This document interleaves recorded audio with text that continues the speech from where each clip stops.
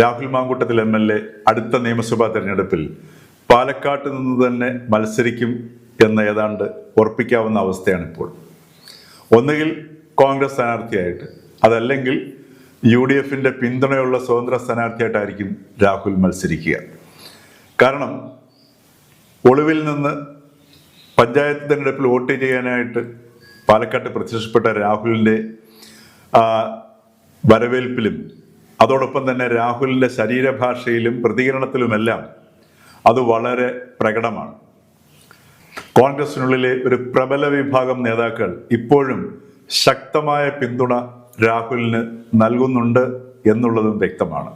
മാധ്യമപ്രവർത്തനമെന്ന ഉദാത്തമായ തൊഴിൽ അറിയാത്ത മാധ്യമപ്രവർത്തകരെ ഉപയോഗിച്ച് തന്നെ താൻ തൻ്റെ ലക്ഷ്യത്തിലെത്തുമെന്ന് പ്രഖ്യാപിക്കുന്ന രീതിയിലുള്ള പെരുമാറ്റ രീതിയും പ്രതികരണ രീതിയുമാണ്